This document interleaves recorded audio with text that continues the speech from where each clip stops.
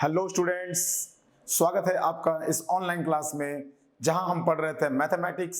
तो बच्चों, अभी तक हम लोगों ने देखा क्लास 10th में मैथ की सीरीज जो चल रही थी उसमें हम लोगों ने चैप्टर 1, चैप्टर 2 को समाप्त किया। चैप्टर 1 में हम लोगों ने नंबर सिस्टम को देखा और चैप्टर 2 में हमने पॉलिनोमियल यानी बहुपद को समाप्त किया। और आज बच्चों हम चैप्टर 3 यानी कि linear equation in two variable, जिसे हम कहते हैं दो चरों वाले रैखिक समीकरण, दो चरण वाले रैखिक समीकरण को आज हम पढ़ेंगे। तो बच्चों, हमारा जो हेडिंग है, टॉपिक है pair of linear equations in two variable, यानी कि दो चर वाले रैखिक समीकरण का युग्म। ठीक है बच्चों, तो हमें यहाँ पे दो जो पढ़ने होंगे रैखिक समीकरण, उनके युग्म के बारे में पढ़ने होंगे, यानी कि पेयर के बारे में पढ़ने होंगे। तो आइए देखते हैं। तो सबसे पहले हमें देखना है क्या कि लीनियर इक्वेशन इनटू पेयर तो बाद में देखेंगे, सबसे पहले देखेंगे लीनियर इक्वेशन किसे कहते हैं। सबसे पहले हमें देखना है कि लीनियर इक्वेशन आखिर कहते किसे हैं। अच्छा, उसके बाद लीनियर इक्वेशन के बाद हम देखेंगे कि ये टू वेरिएबल का क्या मतलब है। सर अभी तक तो हमने क्लास 8 9th में, हालांकि 9th में इसके बारे में थोड़ा हम लोग पढ़े हैं लीनियर इक्वेशन टू वेरिएबल, तो उम्मीद करता हूं आप लोग थोड़ा समझ में आएगा। लेकिन जो बच्चे अगर भूल चुके हैं कि लीनियर इक्वेशन टू वेरिएबल क्या होता है, तो आइए सबसे पहले हम समझेंगे लीनियर इक्वेशन किसे कहते हैं। उसके बाद देखेंगे टू वेरिएबल का क्या इसमें फंडा है, और फिर देखेंगे पेयर का क्या मतलब है। ठीक है, तो देखो लीनियर इक्वेशन कहने का मतलब होता है ऐसा इक्वेशन जिसकी डिग्री क्या हो, 1 हो। अगर आपको याद होगा, कल हम लोगों ने जो चैप्टर समाप्त किया था पॉलिनोमियल, उसमें हम लोगों ने चर्चा किया था कि वैसा पॉलिनोमियल यानी वैसा बहुपद जिसकी डिग्री 1 होती हो, जिसकी डिग्री 1 होगी, उसे हमने क्या पढ़ा था, लीनियर पॉलिनोमियल। लीनियर पॉलिनोमियल याद है बच्चों आप लोगों को। तो लीनियर पॉलिनोमियल जिसे हम लोग हिंदी में क्या बोलते हैं, रैखिक बहुपद। रैखिक बहुपद, तो इसमें क्या था हमें पढ़ना, थोड़ा सा आप रिकॉल करो कि सर वैसा बहुपद जिसका डिग्री 1 हो, यानी जिसका घात 1 होता था, उसे हम क्या बोलते थे, लीनियर पॉलिनोमियल यानी रैखिक बहुपद। तो जब इसी बहुपद को हम 0 के इक्वल कर देंगे, देखो इक्वेशन क्या होता है, वो बहुपद ही होता है, पॉलिनोमियल ही होता है। कोई भी समीकरण हमारा इक्वेशन तब बनता है, कोई भी बहुपद हमारा इक्वेशन तब बनेगा जब हम उसको 0 के बराबर कर देंगे। आ रहा समझ में? यानी सर कोई भी ऐसा पॉलिनोमियल होगा, उसको 0 के बराबर कर देंगे तो वो इक्वेशन बन जाएगा। तो अगर हमारा लीनियर पॉलिनोमियल है तो उसे 0 के बराबर कर देंगे तो लीनियर इक्वेशन बन जाएगा। अगर क्वाड्रेटिक पॉलिनोमियल होगा और उसे हम 0 के बराबर कर देंगे, क्वाड्रेटिक पॉलिनोमियल का मतलब क्या बताया था मैंने, द्विघात बहुपद। तो अगर हम द्विघात बहुपद को 0 के बराबर कर देंगे तो द्विघात समीकरण बन जाएगा। तो इसे हम बोलते हैं क्वाड्रेटिक इक्वेशन। आ रहा बच्चों समझ में, यानी द्विघात समीकरण। तो ये भी हमें पढ़ना है 10th क्लास में, आगे हम पढ़ेंगे, इसके बाद चैप्टर को पढ़ेंगे हम द्विघात समीकरण। ठीक है बच्चों, तो इसका मतलब ये हुआ कि बहुपद में अगर हम 0 के बराबर कर देते हैं, यानी बहुपद को हम 0 से तुलना कर दें, यानी 0 के बराबर दिखा देते हैं, तो वो हमारा क्या बन जाता है, समीकरण। ठीक है बच्चों, अब अगर रैखिक बहुपद है तो क्या बनेगा, रैखिक समीकरण। और अगर द्विघात बहुपद है तो अगर इसे जब 0 के बराबर करेंगे तो क्या बन जाएगा, द्विघात समीकरण। तो इसीलिए अब जो हमें चैप्टर पढ़ना है लीनियर इक्वेशन, तो लीनियर इक्वेशन का मतलब अब समझ में आ रहा है। लीनियर इक्वेशन सर वो होगा जो लीनियर पॉलिनोमियल 0 के बराबर कर देंगे तो क्या बनेगा, लीनियर इक्वेशन। यहां तक कोई दिक्कत नहीं। चलो, तो लीनियर इक्वेशन किस फॉर्म में होता है, सबसे पहले देखेंगे हम लोग लीनियर इक्वेशन किस फॉर्म में होता है। ax प्लस सी, ये क्या है हमारा लीनियर इक्वेशन। रैखिक लीनियर पॉलिनोमियल था। लीनियर पॉलिनोमियल का मतलब क्या होता है, जिसका डिग्री 1 हो। यहां डिग्री 1 है तो ये लीनियर इक्वेशन हुआ। लेकिन इसे अगर हम 0 के बराबर कर देते हैं तब होगा, कुछ बच्चे कहेंगे सर ये तो पॉलिनोमियल है, लेकिन मैं इसे 0 के बराबर कर दूंगा तो ये क्या बन गया हमारा, लीनियर इक्वेशन। लेकिन हमें जो पढ़ना है वो पढ़ना है linear equation in two variable, यानी वेरिएबल कितनी होनी चाहिए, 2 होनी चाहिए। यहां कितनी है, यहां तो सिर्फ एक ही वेरिएबल है ना, x। तो इसे हम क्या बोलेंगे, लीनियर इक्वेशन इन 1 वेरिएबल। क्या बोलेंगे, यानी एक चर, यहां पे सिर्फ एक चर है ना, तो एक चर वाला रैखिक समीकरण। कोई दिक्कत? तो इसका मतलब ये हुआ सर, यदि यहाँ पे एक चर है तो ये एक चर वाला रैखिक समीकरण कहलाएगा। तो इसका मतलब हमें यहाँ पे दो चर वाला पढ़ना है। अगर हमारे 10th क्लास में क्या पढ़ना है बच्चों, दो चरों वाला रैखिक समीकरण, यानी दो चर आएंगे, दो वेरिएबल आएंगे। तो मान लेते हैं एक x तो एक b y मान लेंगे। तो क्या लिखेंगे हम लोग, देखो ax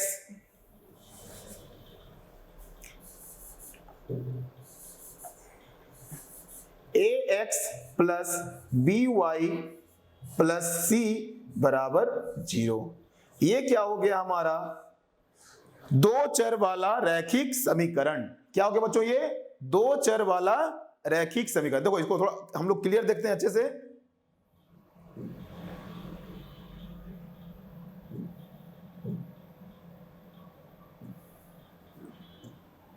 देखो अगर हम इसे अच्छे से देखेंगे तो क्या हो जाएगा, ये ax plus by plus c is equal to 0। ये क्या हो गया हमारा, ये भी देखो लीनियर इक्वेशन ही है। ये क्या है, लीनियर इक्वेशन यानी रैखिक समीकरण। क्यों, क्योंकि चाहे वेरिएबल हमारा एक हो, दो हो, तीन हो, वेरिएबल हम कितना भी लगा देंगे लेकिन वो लीनियर ही कहलाएगा। क्यों, जब तक कि उसका पावर 1 रहेगा। यहां पावर क्या है, इसका घात क्या है, 1 है। यहां घात क्या है, y का 1 है। यानी जो चर होगा, जो x या y जो हम लगाएंगे, जब तक उसका सर पावर को नहीं चेंज करेंगे तो वो लीनियर इक्वेशन ही कहलाएगा। आ रहा समझ में। यानी यहां पे क्या है, पावर तो एक ही है ना, तो पावर जब एक है तो ये क्या कहलाएगा, लीनियर इक्वेशन। अब हमें देखना है कि अगर वेरिएबल एक है तो linear equation in one variable, अगर हम वेरिएबल दो लगा दिए तो क्या बन जाएगा, वो linear equation in two variable. कोई दिक्कत यहां तक, चलो आ रहा समझ में। अब एक चीज ध्यान रखना यहां पे कि अगर linear equation in two variable है तो हमें यह भी ध्यान रखना होगा कि सर a और b कभी जीरो नहीं होना चाहिए। यानी a जीरो नहीं होगा और क्या होगा, b भी जीरो नहीं होगा। आ रहा समझ बच्चों, बोलो क्यों सर, जीरो क्यों नहीं हो सकता है। जीरो इसलिए नहीं होगा क्योंकि अगर ये a जीरो हो गया बच्चों तो ये 0 इंटू एक्स तो जीरो हो जाएगा, तो फिर तो ये वेरिएबल ही हट जाएगा ना, फिर तो चर ही गायब हो जाएगा वो। अगर b को जीरो कर दोगे तो ये भी जीरो हो जाएगा, तो फिर जब चर ही नहीं रहेगा तो दो चर वाला रैखिक समीकरण कहां से बनेगा। आ रहा समझ में। यानी कि अगर वेरिएबल को ही हम हटा देंगे तो फिर लीनियर इक्वेशन ही नहीं रहेगा और ना ही लीनियर इक्वेशन टू वेरिएबल बनेगा। तो इसलिए ध्यान रखना है कि ना तो a जीरो होना चाहिए और ना ही b जीरो होना चाहिए। आ रहा बच्चा समझ में। हम क्या पढ़ रहे हैं, लीनियर इक्वेशन। पहले हमने देखा कि लीनियर इक्वेशन किसे कहते हैं, तो सर जब लीनियर पॉलिनोमियल को यानी रैखिक बहुपद को जब हम शून्य के बराबर कर देते हैं तो हमारा लीनियर इक्वेशन बनता है। तो लीनियर इक्वेशन में हमने देखा कि ax प्लस b, हमने बोला कि ax प्लस b जो है ये भी हमारा क्या है, अगर इक्वल टू 0 कर देंगे तो ये भी हमारा लीनियर इक्वेशन है। लेकिन ये कैसा है, चूंकि यहां पे एक वेरिएबल है सर, तो यहां पे क्या हो जाएगा, linear equation in one variable. यहां पे एक ही वेरिएबल है ना x वाला। आ रहा समझ में। यानी एक चर है, एक वेरिएबल है, तो ये एक चर वाला रैखिक समीकरण कहा रहा है। अच्छा, रैखिक समीकरण क्यों कहा रहा है, क्योंकि पावर एक है। दोनों बात समझ में आ रही है। पहला बात तो ये कि रैखिक समीकरण क्यों है, ये लीनियर इक्वेशन ही क्यों कह रहे हैं इसको, तो क्योंकि इसका घात 1 है। फिर बोलेंगे वन वेरिएबल क्यों कह रहे हैं, तो चूंकि इसमें एक ही वेरिएबल लगा हुआ x। आ रहा बात समझ में। अच्छा, अब आता है जब लीनियर इक्वेशन वन वेरिएबल ये है, तो अगर हम दो वेरिएबल लगा दे रहे हैं x और y, तो ये क्या बन गया हमारा, linear equation in two variable. कोई दिक्कत।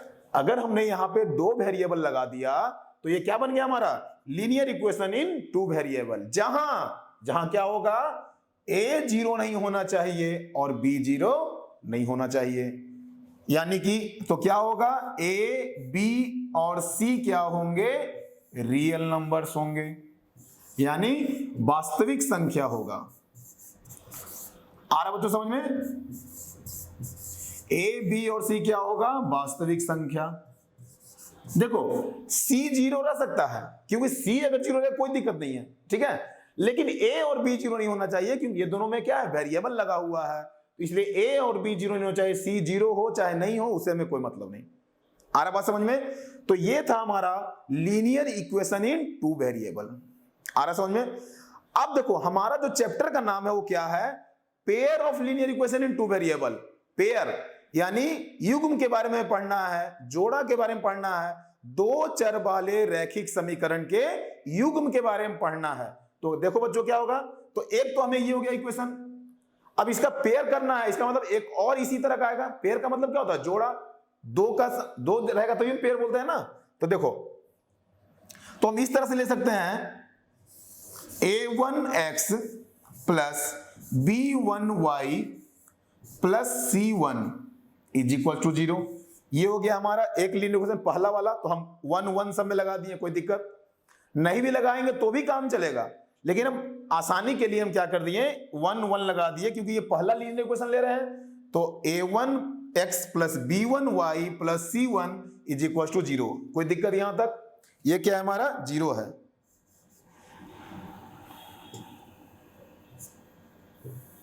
ठीक है, यहां तो कोई दिक्कत नहीं। अब देखो दूसरा इक्वेशन क्या लेंगे सर, तो दूसरा ले लो, चूंकि दूसरा इक्वेशन है तो a2x plus b2y plus c2 is equal to 0। यहां तक कोई दिक्कत आ रहा बच्चों समझ में?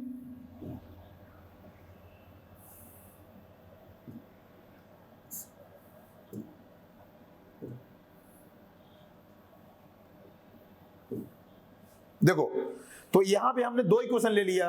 अब यहां पे देखो ध्यान दो, ये a1 है b1, a2 b2, यानी ये जो इक्वेशन होगा हमारा सर, इन दोनों क्या है, ये दोनों पेयर बन रहा है। एक है क्या linear equation in two variable, एक वेरिएबल x है, एक वेरिएबल y है, यहां भी एक वेरिएबल x है, यहां भी एक वेरिएबल y है।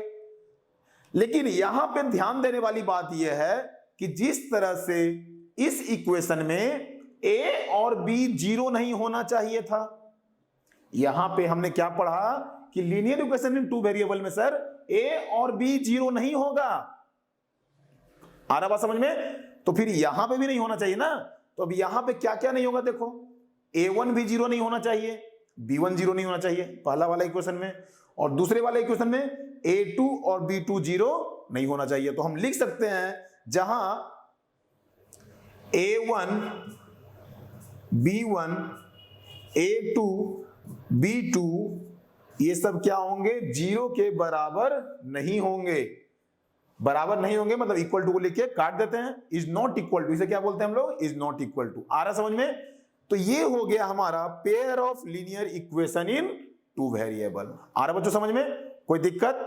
चलो, तो ये तो आ गया समझ में कि लीनियर इक्वेशन किसे कहते हैं, linear equation in one variable किसे कहते हैं, लीनियर इक्वेशन कैसे बनता है, और लीनियर इक्वेशन टू वेरिएबल कैसे बनता है, और इसमें क्या क्या 0 रहता है, क्या क्या नहीं रहता, ये समझ में आ गया।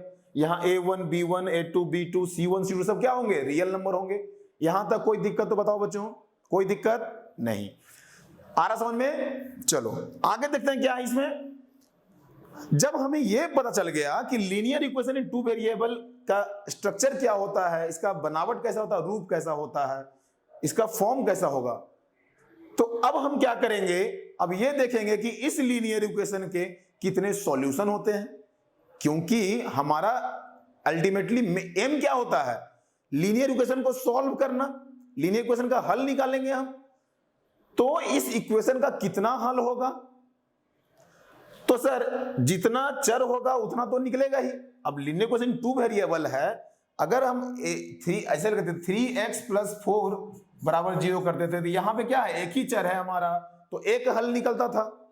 लेकिन यहां तो दो दो हल है, एक x का निकलेगा मान, एक y का मान निकलेगा, यानी इन दोनों का कितना हल निकल सकता है। ठीक है, तो किसी भी linear equation in two variable का अनगिनत मान होता है, अनगिनत हल होता है। आ रहा समझ बच्चों? एक linear equation in two variable का जब हम हल निकालते हैं, यानी कि जब उसका सॉल्यूशन निकालते हैं, तो उसमें इनफाइनाइट नंबर ऑफ सॉल्यूशन होता है, अनगिनत सॉल्यूशन होते हैं, अनेक सॉल्यूशन होते हैं। आ रहा बात समझ में? कैसे कैसे आप बोलोगे कैसे निकला, तो देखिए दिखाते हैं आपको।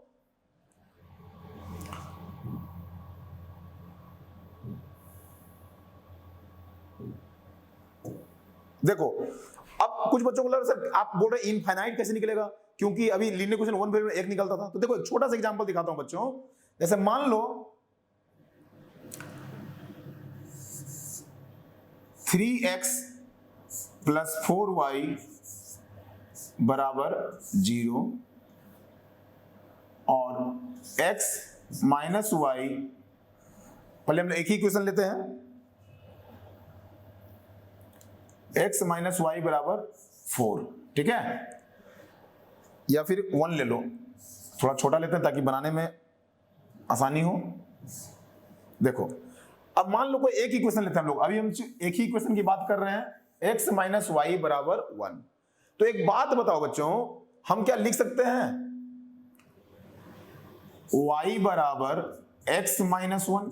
इस y को हम क्या किए, इधर लेके चले गए, हमने क्या किया, इस y को इधर लेके चले गए तो प्लस में हो गया, और ये 1 इधर आ गया तो x माइनस 1, यही हमने लिखा है, y is equals to x minus 1। यहां तक कोई दिक्कत? अब एक काम करो, हम यहां पे एक चार्ट बनाएंगे, इस तरह से टेबल बनाएंगे, ध्यान से देखना बच्चों,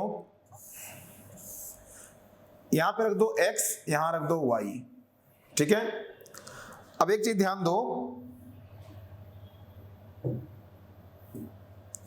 कि यदि हम यहां पे x की वैल्यू 1 रख दें, क्या रख दें, 1 रख देते हैं, अगर x की वैल्यू 1 रख दिए तो y क्या आ जाएगा, 1 माइनस 1 0, कोई दिक्कत? यानी x की वैल्यू अगर हम यहां 1 रख रहे हैं तो y क्या हो जाएगा, 0, यहां तक कोई दिक्कत? उसके बाद अगर हम x यहां 2 रख देते हैं, x की वैल्यू अगर 2 रख देते हैं तो क्या हो जाएगा, y की वैल्यू 2 माइनस 1 1 होगा, तो यहां पे 1 रख देते हैं। आ रहा समझ में? चलो, तुम्हारा मन क्या, नहीं सर हम x की जगह पे 3 रखेंगे, तो रख लो, कुछ भी रख सकते हैं, बिकॉज x क्या है, वेरिएबल है। हम यहाँ पे जो माने रियल नंबर हो, ऐसा नहीं कि हम कुछ भी ऐसा मतलब काल्पनिक संख्या रख लेंगे, मतलब रियल नंबर रखेंगे तो कोई भी संख्या हम रख सकते हैं, कोई भी इंटीजर रख सकते हैं। तो x क्या रख लेंगे हम, 3 रख लिए, तो क्या हो जाएगा 3 माइनस 1 2। तुम बोलोगे नहीं सर हम x 0 रखना चाहते हैं, तो रख लो 0। अगर x 0 रखेंगे तो क्या हो जाएगा, y माइनस 1, 0 में से 1 गया माइनस 1, तो लो ये बन गया हमारा टेबल।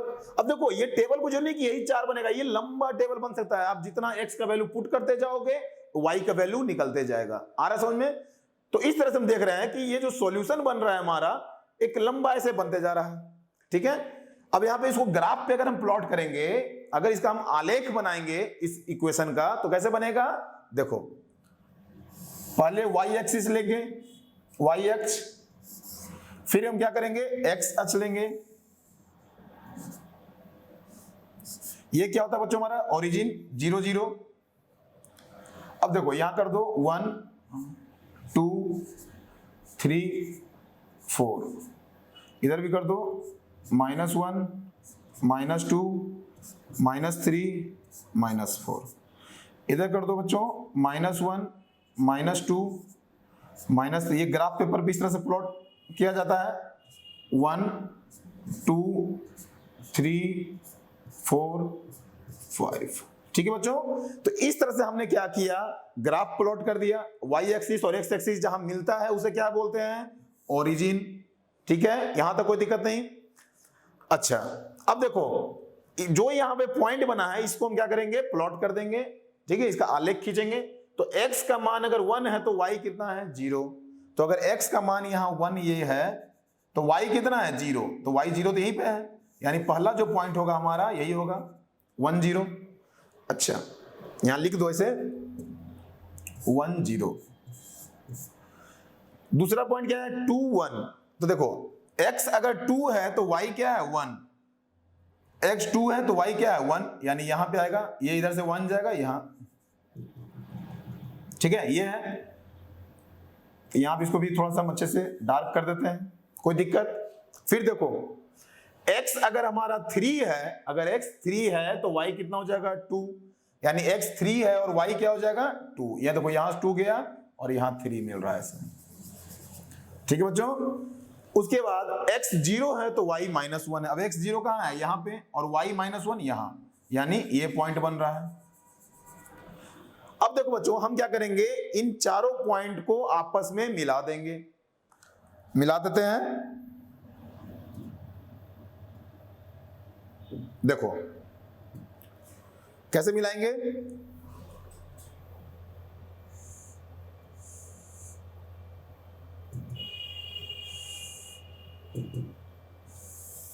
ये देखो बच्चों, ये क्या किया हमने, इन चारों पॉइंट को ऐसे मिला दिया, तो ये क्या बन रहा है? Straight line. क्या बन रहा है? ये स्ट्रेट लाइन। तो जब भी हम रैखिक समीकरण का हम आलेख खींचते हैं तो एक सीधी रेखा आती है, स्ट्रेट लाइन आता है। अब यदि यहीं पे हम दोनों इक्वेशन को सॉल्व करते तो उसकी भी एक क्या आती, एक अलग रेखा आती, क्योंकि एक इक्वेशन को हमने सॉल्व किया तो इस तरह से आया। अब दूसरा इक्वेशन को जब सॉल्व करेंगे तो उसका भी एक अलग लाइन आएगा, और इसी तरह से जहां पे दोनों रेखाएं एक दूसरे को प्रतिच्छेद करेगी, एक दूसरे को इंटरसेक्ट करती है, वही पॉइंट क्या कहलाता है? हमारा सॉल्यूशन कहलाता है, यानी उसका हल कहलाता है। तो ये जो हमारा विधि होता है इसे हम क्या बोलते हैं बच्चों? ग्राफिकल मेथड, यानी आलेख विधि से किसी भी रैखिक समीकरण का, दो चर वाले रैखिक समीकरण का हम हल निकालते हैं।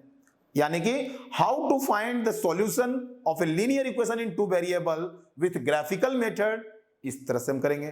कोई दिक्कत आ रहा समझ में? जिस तरह से हमने एक इक्वेशन को, एक समीकरण को ऐसे इस तरह किया, उसी तरह से दूसरे इक्वेशन को भी हम सॉल्व करेंगे। किस तरह से? तो मान लो इसे लिख सकते हैं यहां पे 3x बराबर -4y। ठीक है बच्चों, यानी कि y बराबर हम इसे क्या पुट कर सकते हैं? 3x upon -4। ठीक है, तो x की वैल्यू पुट करेंगे y निकल जाएगा, x की वैल्यू 0 पुट करो तो y 0, x की वैल्यू 1 पुट करो तो 3 1 जा 3 -3/4, x की वैल्यू 8 पुट कर दो तो 4 2 जाए y बराबर 6 आ जाएगा। तो मतलब इस तरह से हम लोग x और y का फिर क्या करेंगे? जैसे देखो, मान लो हम यहां कर देते हैं, ये हो गया हमारा x, ये y। अगर x की 0 रखेंगे तो y क्या आ जाएगा? 0। अच्छा, अगर हम यहां पे 4 रख दिए, x की वैल्यू 4 रखेंगे तो देखो 4 4 कैंसिल हो जाएगा, तो y क्या हो जाएगा? -3। तो क्या लिखेंगे? x की वैल्यू 4 अगर रखते हैं तो y क्या हो जाएगा? -3। अच्छा, अगर हम x की वैल्यू -4 रखते हैं तो क्या हो जाएगा? -4 रखते हैं हम लोग तो क्या हो जाएगा? y बराबर 3। अब देखो इसी से हम लोग ड्रॉ करते हैं, देखो x बराबर 0, y बराबर 0, तो ये क्या हो जाएगा? ये पॉइंट, कोई दिक्कत नहीं। फिर देखो x बराबर 4 लेंगे तो y बराबर -3 आएगा, x बराबर 4 तो y -3। अगर x 4 लेते हैं तो y क्या आना चाहिए? -3। तो ये हो गया, देखो ये पॉइंट यहां जाएगा, ये पॉइंट मिल रहा है, x4 और y -3। कोई दिक्कत? फिर देखो x -4 लेंगे तो y 3। अब x -4 कहां है? यहां पे, तो y कितना है? 3, y 3, तो देखो यहां पे आ रहा है। अब क्या करेंगे बच्चों? इन दोनों तीनों पॉइंट को मिला दो ऐसे, देखो तो ये जो लाइन बना और ये जो लाइन बन रही थी, ठीक है बच्चों, तो ये दोनों ग्राफ क्या हुआ? एक दूसरे को कट कर रहा है। कहां पे? जहां पे भी कट करेगा वहां से हम देखेंगे कि y के कितना पॉइंट बन रहा है और x पे कितना पॉइंट बना रहा है। यही हमारा क्या होता है? सॉल्यूशन होता है। मैं इसे बाद में फिर ग्राफ पेपर पे लेके आपको दिखाऊंगा क्वेश्चन किस तरह से आंसर आता है। तो उम्मीद करता हूं आपको यह समझ में आया होगा कि ग्राफिकल मेथड से, यानी आलेख विधि से हम किस तरह से किसी दो जो हमारा रैखिक समीकरण होंगे, दो चर वाले, उसका हम सॉल्यूशन कैसे निकालते हैं। आ रहा है बच्चों समझ में? चलो अब आगे हम देखेंगे इस पे और क्या क्या किस तरह से क्वेश्चन बनता है। चलिए चलो बच्चों, तो अब देखो मैंने क्या बताया कि हम लोगों ने अभी तक क्या देखा कि linear equation in two variable में, यानी दो चर वाले रैखिक समीकरण में किस तरह से हम उसका हल निकालते हैं, हम किस तरह से उसका सॉल्यूशन निकालते हैं। तो पहला हमने देखा ग्राफिकल मेथड, यहां तक कोई दिक्कत नहीं कि हम क्या करते हैं, x के टर्म में y को निकाल लेते हैं, फिर x की जो वैल्यू रखेंगे उससे y का मान निकालेंगे और फिर हम उस तरह से आलेख यानी ग्राफ को हम पुट करते हैं। यहां तक कोई दिक्कत नहीं। चलो अब आगे देखो, तो जहां पे हमने बताया कि जहां पे दो आलेख एक दूसरे को कटेगा, दो सीधी रेखाएं जहां पे एक दूसरे को कट करता है, वही क्या होता है हमारा दोनों रैखिक समीकरणों का हल होता है यानी सॉल्यूशन होता है। आगे हम देखेंगे उसमें क्वेश्चन जब हम लोग बनाएंगे, तो ये तो मैं सिर्फ कंसेप्ट दे रहा था, तो जब क्वेश्चन हम लोग बनाएंगे तो उसमें ज्यादा क्लियरली समझ में आएगा ग्राफ के ऊपर। अब देखो ये हमारा दो इक्वेशन दिया हुआ है, a1x + b1y + c1 0, a2x + b2y + c2 = 0। ये दो इक्वेशन हमारा दिया हुआ है, तो इसके लिए कुछ कंडीशन होते हैं जो हमें याद करना होता है। देखो हल जरूरी नहीं कि हमेशा इनफाइनाइट ही निकले, कभी कभी क्या होता है कि हमें हमारा एक ही आंसर निकलता है। तो जब एक आंसर निकलता है तो उसके लिए कंडीशन क्या होता है, उनके गुणांकों का कंडीशन क्या होगा। उनके गुणांक जो होते हैं वो इस प्रकार होते हैं, a1/a2 is not equals to b1/b2।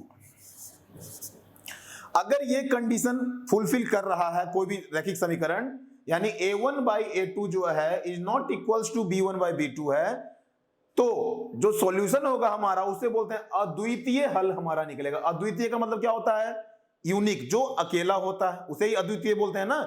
तो क्या निकलेगा, यूनिक सॉल्यूशन, यूनिक सॉल्यूशन निकलता है, यानी अद्वितीय हल। कोई दिक्कत आ रहा समझ में। यानी अगर हमारा उनके गुणांकों का, ये जो हमारा a1 a2 है, तो a1/a2 यानी a1/a2 is not equals to b1/b2 होता है, तो क्या होता है, अद्वितीय हल निकलता है, यानी यूनिक सॉल्यूशन निकलता है। और इस केस में जो उनका ग्राफ होगा, जो उनके आलेख होंगे वो किस तरह होंगे, प्रतिच्छेदी रेखाएं होंगे। प्रतिच्छेदी मतलब एक दूसरे को कट करे, जैसे हमने भी जस्ट देखा था एग्जांपल में, वो क्या था, एक आंसर आ रहा था जहां पे एक जगह कट कर रहा है, अगर दो रेखाएं एक जगह कट कर रही है तो इसका मतलब वहां पे एक हल निकलेगा। तो वैसी रेखाओं को क्या बोलते हैं, प्रतिच्छेदी रेखाएं, यानी इंटरसेक्टिंग लाइंस। क्या बोलेंगे, इंटरसेक्टिंग लाइन, जो एक दूसरे को इंटरसेक्ट करता है, इंटरसेक्टिंग लाइंस। यहां तक कोई दिक्कत नहीं बच्चों, आ रहा समझ में। ये क्या हो गया, इंटरसेक्टिंग लाइंस यानी प्रतिच्छेदी रेखाएं। चलो अब यदि यहां पे कंडीशन चेंज हो जाता है, इसे मैं थोड़ा सा बताता हूं। देखो किसी भी रैखिक समीकरण का जो हल निकलेगा, दो चर वाले रैखिक समीकरण का जो हल निकलता है वो दो कंडीशन में निकलता है। या तो देखो कोई भी जो सॉल्यूशन होगा, कोई भी जो सॉल्यूशन होता है वो दो होता है, या तो होगा कंसिस्टेंट, या बोलते हैं उसे इनकंसिस्टेंट। इनकंसिस्टेंट, कंसिस्टेंट को हिंदी में बोलते हैं हम लोग संगत। क्या बोलते हैं, संगत। और इसे क्या बोलेंगे, असंगत। तो इसका मतलब क्या हुआ सर, कंसिस्टेंट का मतलब हुआ कि कोई ना कोई सॉल्यूशन जरूर निकलेगा। कंसिस्टेंट का मतलब क्या हुआ, हम यहां पे हल की बात कर रहे हैं कि यदि कोई दो चर वाले रैखिक समीकरण है तो उनका कोई ना कोई हल जरूर निकलेगा। तो अगर हल निकलता है तो हम क्या बोलते हैं, संगत हल। कैसा हल निकलता है, संगत, यानी कंसिस्टेंट। और यदि हल नहीं निकल रहा है तो हम क्या बोलते हैं, इनकंसिस्टेंट, यानी असंगत। आ रहा समझ में। यानी जो pair of linear equation in two variable है, जब उसका हम सॉल्यूशन निकालेंगे, जब उसे सॉल्व करेंगे, तो दो तरह का हमारा आंसर आता है सर। एक कंसिस्टेंट होता है, दूसरा इनकंसिस्टेंट होता है।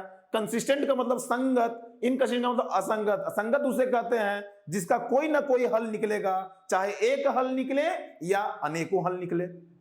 या तो एक हल निकलेगा या अनेकों हल निकलेगा, उससे भी मतलब नहीं है, लेकिन हल आना चाहिए। यदि हल नहीं आ रहा है, यानी यदि उसका आंसर नहीं आ रहा, तो वो क्या होता है, असंगत, यानी इनकंसिस्टेंट। कोई दिक्कत। तो अब हम देखेंगे कंसिस्टेंट का कौन कौन सा होता है। तो कंसिस्टेंट में दो कंडीशन होता है, या तो एक हल निकलेगा या अनेकों हल निकलेगा। या तो एक हल निकलेगा, तो एक हल निकलेगा तो क्या बोलते हैं उसे, अद्वितीय हल। क्या बोलते हैं बच्चों, अद्वितीय हल। यदि एक हल निकल रहा है, यानी एक सॉल्यूशन निकल रहा है, तो क्या होगा, अद्वितीय हल, जिसे हम लोग बोलते हैं संगत। आ रहा समझ में।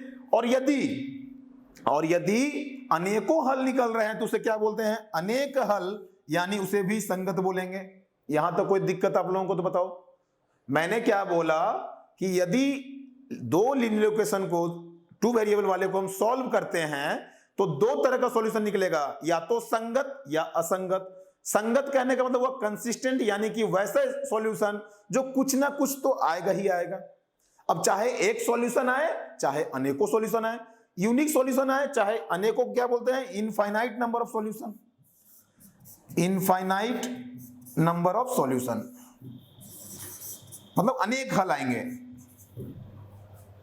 अच्छा, यदि इनकंसिस्टेंट हुआ यानी कि असंगत हुआ, इसका मतलब कोई हल नहीं आएगा। संगत का मतलब क्या हुआ, कोई ना कोई हल आएगा, चाहे एक हल आए या अनेकों हल आए। लेकिन इनकंसिस्टेंट हुआ यानी असंगत हुआ तो कोई हल नहीं आएगा। इसका मतलब क्या होता है, नो सॉल्यूशन, नो सॉल्यूशन। यहां तक कोई दिक्कत बच्चों? मैंने क्या बोला, नो सॉल्यूशन। तो नो सॉल्यूशन करने का मतलब क्या हुआ, यानी कि दोनों रेखाएं आपस में कहीं मिल ही नहीं रही है। मैंने क्या बोला, यदि एक जगह एक दूसरे को कट करेगा, दो लाइन है, मान लो एक दूसरे को एक जगह से कट किया, तो जहां कट करता है वहां एक सॉल्यूशन होगा। हम बोल रहे हैं कि सॉल्यूशन ही नहीं है, यानी कोई हल नहीं। तो कोई हल नहीं कब होगा, या इसका मतलब सर ये हुआ कि दोनों लाइन एक दूसरे को काट ही नहीं रहा। तो जब दो लाइन एक दूसरे को नहीं काटता तो वो कैसी रेखाएं बनती है बताओ, समानांतर रेखा। यानी समानांतर रेखा किस तरह का होता है, इस तरह से। ये क्या होता है, कभी भी एक दूसरे को कट ही नहीं करता, इसे हम क्या बोलते हैं इंग्लिश में, पैरेलल लाइन, पैरेलल लाइन। कोई दिक्कत? ये हो गया इंटरसेक्टिंग लाइन, यानी ये क्या करेगा, इस तरह से एक दूसरे को एक जगह काटेगा। तो ये जो होता है इसे इंटरसेक्टिंग लाइन बोलते हैं बच्चों। ये हो गया हमारा पैरेलल लाइन। अच्छा, इसके लिए कंडीशन क्या होता है गुणांकों का, गुणांकों का कंडीशन क्या होगा, a1 upon a2 is equals to b1 upon b2 is not equal to c1 upon c2। देखो इसे अच्छा से लिखता हूं यहां पे क्लियरली। मैंने क्या लिखा है, a1 upon a2 is equals to b1 upon b2 is not equals to c1 upon c2। आ रहा समझ में? मैंने क्या लिखा, a1 upon a2 is equals to b1 upon b2 is not equal to c1 upon c2। ये क्या है, कंडीशन है, ये गुणांकों का कंडीशन है। इसका यूज हम कहां करेंगे, जब हमें प्रश्नों में दिया हुआ रहता है k का मान निकालें, आगे हम देखेंगे इस पे क्वेश्चन बनेगा, वहां पे आपको इसका यूज करना होगा, इन तीनों कंडीशन का। ठीक है, कहेगा कि कोई हमारा दो चरों वाला रैखिक समीकरण है जिसका कि सॉल्यूशन इतना है, तो यदि वो मतलब लाइन जो है दोनों लाइनों को मिलके हमारा कोई सॉल्यूशन नहीं आ रहा, कोई सॉल्यूशन नहीं आ रहा, तो k का मान निकालिए। तो हम वहां पे ये कंडीशन लगाएंगे, तो जब क्वेश्चन आएगा तो मैं बताऊंगा उसमें कैसे करना है। अभी फिलहाल समझो कि गुणांकों का कंडीशन रेशियो ये रहेगा, अनुपात। अच्छा, जब इनफाइनाइट नंबर ऑफ सॉल्यूशन रहेगा यानी अनेक हल, तो क्या होगा, संगत होगा। संगत के लिए दो, या तो एक हल या अनेक हल। तो अनेक हल के लिए इनफाइनाइट नंबर ऑफ सॉल्यूशन, तो इसके लिए जो रेखाएं होती है वो कैसी होती है, समपाती रेखाएं होते हैं। समपाती रेखाएं का मतलब क्या हुआ, यानी कि दोनों लाइन एक दूसरे को कोइंसाइड कर जाता है, एक दूसरे के ऊपर बिल्कुल सट जाता है। ठीक है, जैसे देखो क्या हुआ, एक लाइन ये हुआ, ठीक है, और दूसरा लाइन भी जो होगा ये इसी के ऊपर ऐसे टच करते हुए जाएगा। तो जब एक लाइन दूसरी लाइन के ऊपर चढ़ जाएगा बिल्कुल, तो क्या होगा, हर एक जगह वो टच करेगा, और जितनी जगह टच करेगा उतना सॉल्यूशन आएगा। तो जब एक लाइन दूसरे लाइन के ऊपर बिल्कुल इस तरह से कोइंसाइड कर जाता है, एक दूसरे के ऊपर बिल्कुल संपात हो जाता है, तो क्या हो जाता है, अनेकों सॉल्यूशन निकलेंगे, क्योंकि जगह जगह पे वो सटते जा रहा है। तो जब एक दूसरे के ऊपर ही बिल्कुल वो स्थिर है, तो ये क्या होगा, अनेकों सॉल्यूशन होंगे। यहां भी टच कर रहा है, यहां भी टच कर रहा है, टच कर रहा है, यहां भी।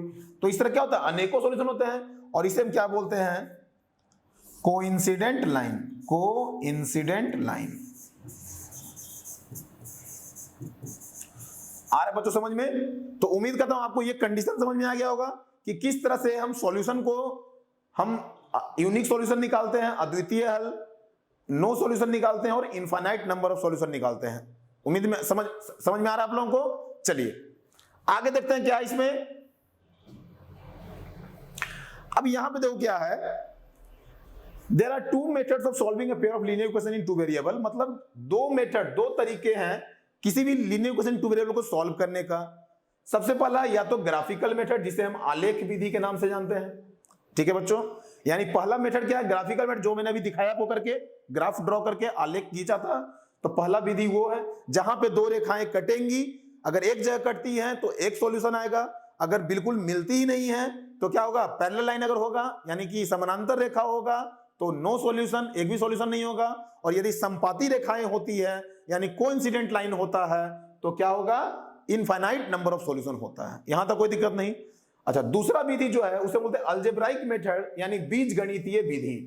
अब बीजगणितीय विधि को भी हम तीन भागों में बांटते हैं। कौन कौन सा, पहला है हमारा सब्स्टिट्यूशन मेथड जिसे हम बोलते हैं प्रतिस्थापन विधि। ठीक है बच्चों, सब्स्टिट्यूशन मेथड यानी प्रतिस्थापन विधि। दूसरा है हमारा इलिमिनेशन मेथड यानी लुप्तीकरण विधि। ठीक है, और तीसरा जो है हमारा क्रॉस मल्टीप्लिकेशन मेथड जिसे बोलते हैं वज्र गुणन विधि।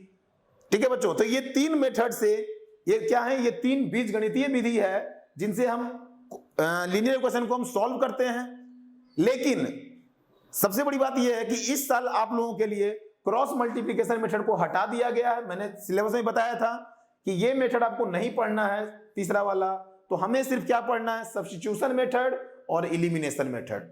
आ रहा बच्चों समझ में, हमें क्या पढ़ना है, सिर्फ सब्स्टिट्यूशन मेथड और इलिमिनेशन मेथड।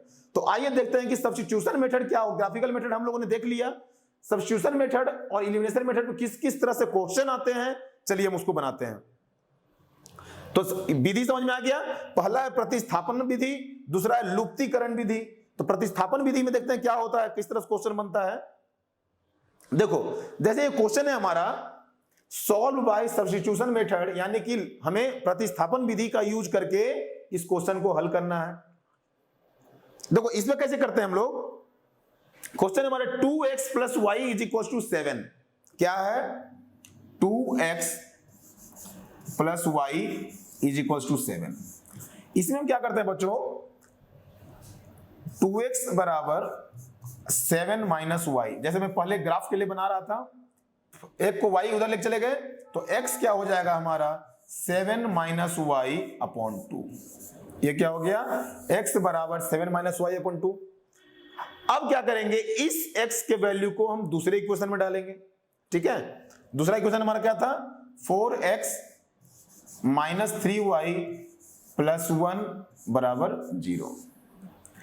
अब इस x का वैल्यू हम यहां पुट करेंगे तो क्या हो जाएगा, देखो 4 × 7 - y/2 -3y + 1 = 0। और इसे सॉल्व करो बच्चों तो y का वैल्यू निकल जाएगा। कैसे निकलेगा, देखो 4 × 7 = 28, या डायरेक्ट यहां 2 × 2 = 4 कर दो, कट जाएगा। तो 2 × 7 = 14,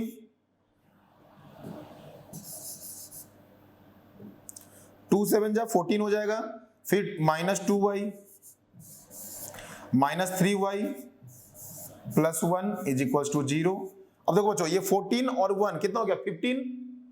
तो 15 माइनस और माइनस क्या होता है, प्लस। तो 3 और 2 क्या हो जाएगा बच्चों, 5y। तो क्या हो गया, -5y = 0। तो क्या हो जाएगा, 15 = 5y। तो y क्या हो जाएगा, देखो 3। y क्या हो जाएगा, 3। कैसे, 5 × 3 = 15, ये कट गया। तो y बराबर क्या हो गया बच्चों, 3 हो गया। यहां तक समझ में आ रहा है। तो जब y 3 हो गया, अब इस y का वैल्यू हम फिर से इस इक्वेशन में डालेंगे यहां पे। तो x बराबर क्या हो जाएगा, हमारा था 7 - y/2। तो हम यहां पे y की वैल्यू पुट कर देते हैं। तो x बराबर क्या हो जाएगा, 7 - 3/2, यानी 7 में से 3 गया 4/2। तो 2 × 2 = 4, यानी x बराबर आ गया हमारा 2। तो ये हो गया बच्चों, x = 2 और y = 3। इस तरह से हम क्या करते हैं बच्चों, सब्स्टिट्यूशन विधि से यानी कि प्रतिस्थापन विधि से हमने इस समीकरण का हल निकाला। कोई दिक्कत। सबसे पहले हमने क्या किया, जो हमारा पहला इक्वेशन दिया हुआ है हम इसको इक्वेशन 1 मान लेते हैं और इसको इक्वेशन 2 मान लें। कोई दिक्कत। तो क्या किए, पहला इक्वेशन से हम x का मान निकाल लिए या y का मान निकाल लो। ये जरूरी नहीं कि हमने x निकाला तो आप भी x ही निकालो, चाहो तो y भी निकाल सकते थे। y बराबर क्या हो जाता है, 7 - 2x। फिर ठीक है, तो फिर यहाँ पे y की जगह पे हम 7 - 2x पुट करते हैं। मैंने x बराबर निकाल लिया था, कोई बात नहीं, तो आप x निकालो चाहे y निकालो, उससे कोई फर्क नहीं पड़ेगा। तो x बराबर हमने निकाल लिया 7 माइनस वाई अपॉन 2। अब जब इसको x की वैल्यू हमने यहाँ जो निकाला वो हमने यहाँ पे क्या किया, इसको पुट किया, ठीक है। इस x की वैल्यू हमने क्या किया, यहाँ पे दूसरे वाले इक्वेशन में पुट किया, तो 4 इंटू इतना ये किया। उसके बाद हमने यहां से फिर क्या किया, इस y का वैल्यू यहां पे लिया। देखो मैंने एरो मार्क लगा दिया है, जिससे आपको समझ में आएगा पहला स्टेप कौन सा है। पहले हम लोग यहां से चले, फिर देखो यहां से क्या किए, हम लोग इधर गए और फिर यहां से इधर जाके हम लोग निकाल लिए। यहां तक कोई बच्चों दिक्कत आ रहा समझ में? तो इस तरह से हम लोग प्रतिस्थापन विधि से हमने क्या किया, ये लीनियर इक्वेशन को हमने सॉल्व कर लिया। कोई दिक्कत? चलो आगे देखते हैं बच्चों कि किस तरह से हम दूसरा क्वेश्चन को भी देखते हैं। देखो अगला क्वेश्चन जो है हमारा 10x plus 3y is equals to 75, 6x minus 5y is equals to 11। तो आइए देखते हैं। पहला है हमारा 10x plus 3y is equals to 75। तो इसे हम क्या करेंगे, देखो 3y बराबर 75 माइनस 10x, तो y बराबर क्या हो जाएगा 75 माइनस 10x बटे 3। ये आ गया बच्चों हमारा, इसे हम y निकाल लिए। अब इस y का मान पुट करेंगे किसमें, हम दूसरे इक्वेशन में। ये हो गया हमारा पहला इक्वेशन, ये हो गया हमारा दूसरा इक्वेशन। यहां तक कोई दिक्कत है तो बताओ। जो हमारा समीकरण दिया रहेगा उसको हम पहला और दूसरा समीकरण मान लेंगे। तो पहले समीकरण से हमने क्या निकाला, y बराबर इतना। अब इस y का मान हम दूसरे वाले में रखेंगे। कैसे, देखो तो दूसरा समीकरण क्या है 6x माइनस 5। अब देखो y की जगह पर क्या पुट करेंगे, इसे पुट करेंगे 75 माइनस 10x अपॉन 3 बराबर 11। इसे सॉल्व करो बच्चों। देखो क्या होगा 6x माइनस, इसको गुना करेंगे क्या हो जाएगा 25 और 25 5 जा 125, फिर माइनस इंटू माइनस प्लस हो जाएगा तो 50, तो plus 50x upon 3 is equals to 11। यहां मैंने क्या किया 5 इंटू 75 बटे 3 किया तो 125 आ गया। आप करके देख लेना। चलो अब यहां देखो बच्चों, x और x को हम क्या करेंगे, आपस में जोड़ देंगे। x वाले को आपस जोड़ देंगे और नंबर को एक तरफ कर देंगे। तो क्या करेंगे, देखो 6x plus 50x upon 3 is equals to, ये माइनस 125 है तो ये उधर क्या हो जाएगा प्लस, तो 125 प्लस 11। कोई दिक्कत यहां तक आ रहा समझ में? अब देखो अब क्या करेंगे हम, जब यहां एलसीएम लेंगे तो क्या हो जाएगा 18x plus 50x upon 3 is equal to 5 और 1 6, 2 1 3 136। यहां तक कोई दिक्कत बच्चों? चलो अब देखो 50 और 18 कितना हो जाएगा 68, यानी 68x अपॉन 3। यहां देखो 68x upon 3 is equals to 136। अब देखो बच्चों एक चीज, x बराबर क्या हो जाएगा 136 इंटू 3 अपॉन 68 होगा कि नहीं होगा? मैंने क्या किया, जो इधर 68/3 मल्टीप्लाई में था उधर जाकर डिवाइड में हो गया तो डिवाइड कर दिए हम। अब देखो ये 68 से 2 बार में कट रहा है तो x बराबर क्या हो गया 6, 3 2 जा 6, यानी x निकल गया हमारा 6। तो जब x 6 निकल गया तो इस x की वैल्यू यहां पुट करेंगे तो क्या हो जाएगा y निकल जाएगा। तो देखो y बराबर क्या करेंगे 75 माइनस 10x, तो 10 इंटू 6 अपॉन में 3, तो y बराबर क्या हो जाएगा बच्चों मतलब यहां से हम लोग यहां चल रहे हैं, तो y बराबर क्या हो जाएगा 75 माइनस 60 अपॉन 3, तो y बराबर 15 अपॉन 3, 3 बचे 15, तो y बराबर आ गया हमारा 5। तो ये देखो बच्चों x बराबर 6 और y बराबर 5 आ गया हमारा आंसर। यहां तक कोई दिक्कत? तो इस तरह से हम लोगों ने क्या किया, दो समीकरण हमारा दिया हुआ था, इन दोनों समीकरणों को हमने क्या किया, सबसे पहले पहला समीकरण जो था उसको हमने क्या किया, यहाँ पे पहला समीकरण से हमने y का मान निकाल लिया। यहां तक कोई दिक्कत? तो जब पहला मान हमने निकाल लिया तो अब यहां से कहां गए हम, y बराबर इधर आए, ठीक है। तो y का मान जो आया था इसको हमने क्या किया, दूसरे वाले इक्वेशन में हमने पुट किया, ठीक है। तो 6x माइनस 5y बराबर 11, दूसरा इक्वेशन दिया हुआ था। 6x को हमने ऐसे ही रहने दिया, 5y की जगह पे हमने क्या किया, ये जो y का मान निकाला था हमने वहां यहां पुट कर दिया, बराबर 11 है। अब देखो जब इसको हम सॉल्व किए तो क्या गया, 6x minus 125 plus 50x by 3, ठीक है बच्चों, बराबर 11। अब देखो यहां पे हमने क्या किया, फिर x वाले को एक साथ रखा, हमने क्या किया, वेरिएबल को एक साथ और कांस्टेंट को अलग कर दिया, मतलब चर राशि को एक साथ और अचर वाले को एक साथ। तो x वाले जो दोनों थे उनको एक साथ जोड़ दिया, यानी 6x प्लस 50x बाई 3 एक साथ ले लिया, और ये माइनस 125 जो था ये माइनस में था, तो इधर जाके क्या हो जाएगा, प्लस में। मैंने बताया था इक्वल टू के अगर इधर माइनस है तो उधर जाके क्या होता है, प्लस हो जाता है। तो माइनस 125 हो जाएगा, क्या हो गया, प्लस 125। तो इस तरह से ये जुड़ गया आगे जाके। देखो जब इन दोनों को जब जोड़ेंगे हम तो क्या आ गया, 18x plus 50x by 3 is equal to 136। इन दोनों को जोड़ो, कितना आएगा, 136 आ गया, 136। अब देखो जब यहां पर आ गया तो इसको जोड़े तो 68x by 3 is equal to 136, तो क्या हो जाएगा, ये x बराबर 136 इंटू 3 बाई 68, तो x बराबर क्या हो गया, 6। तो जब x हमारा 6 आ गया तो इस x का वैल्यू हम कहां पुट करेंगे, जो हमने y का मान निकाला था, हमने जो y का मान निकाला था उसमें x का वैल्यू पुट कर देंगे। तो 75 माइनस 10 इंटू 6 क्यों डाले, क्योंकि x का मान 6 आया है, तो यहाँ पे 10 इंटू 6 किए तो 75 माइनस 10 6 जा 60, 75 में से 60 गया तो कितना बचेगा, 15, और नीचे में 3 है तो 15 बटा 3, तो 3 बचे 15, तो ये y क्या आ गया हमारा, 5 आ गया। तो इस तरह से बच्चों हम लोगों ने क्या किया, प्रतिस्थापन विधि से यानी सब्स्टिट्यूशन मेथड से दो चर वाले रैखिक समीकरणों का हमने हल निकाला। यहां तक कोई दिक्कत आ रहा समझ में? तो ये तो देखो हमने क्या बताया कि हमें दो चर वाले रैखिक समीकरण को हल करने के लिए दो विधि का यूज करते हैं। सबसे पहला आलेख विधि यानी कि ग्राफिकल मेथड, और दूसरा क्या था, बीज गणितीय विधि।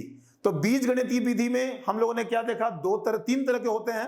पहला सब्स्टिट्यूशन मेथड जिसको हम लोग बोलते हैं प्रतिस्थापन विधि, दूसरा एलिमिनेशन मेथड जिसको बोलते हैं लुप्तीकरण विधि, और तीसरा क्रॉस मल्टीप्लिकेशन जिसको बोलते हैं वज्र गुणन विधि।